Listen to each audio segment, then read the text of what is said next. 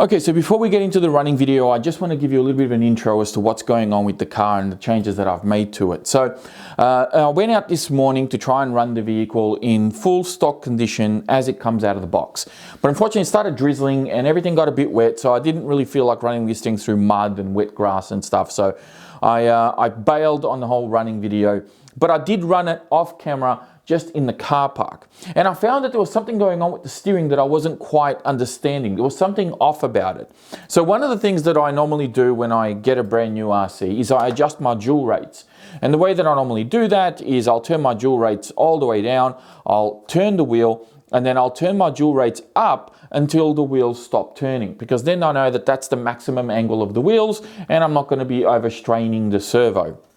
The problem with that is that with this particular setup, it also minimizes the amount of travel that you have in your steering.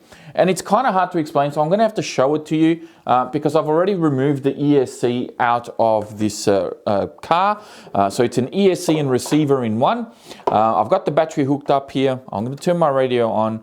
I'll turn this on, and I've just got my old Armour servo hooked up here just so we can actually see what's going on with this particular setup. So if I crank the dual rates all the way up, which is really not ideal because you're going to be turning more on the servo than what the wheels can actually turn. So you'll actually be like straining the servo.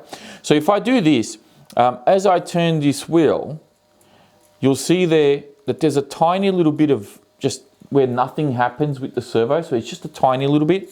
But because I had my dual rates turned down to save the servo, I had them turned down about halfway roughly, this little dead area becomes more evident. So as you can see here, now I've only got steering up to there, but I've got more wheel, so I can rotate more, and there's nothing that happens with the servo. And it's the same thing to the other side.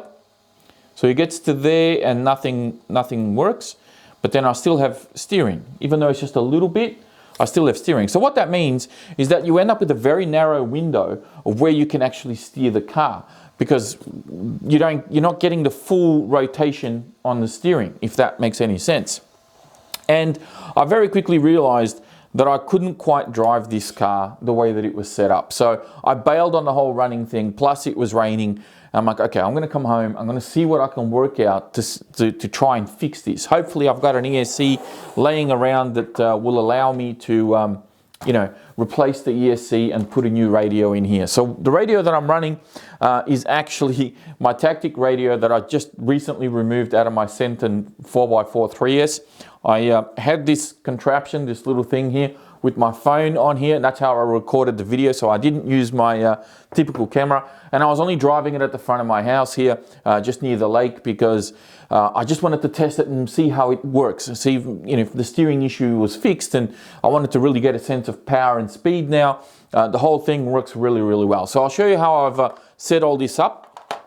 So you can see the receiver is just zip tied to the front there. I've got all my wires very tidy running along the side. The motor is still, of course, the stock motor. And then I have the ESC mounted here. The on and off switch is right next to it, just there. You can just see him just sitting there, just fits nice.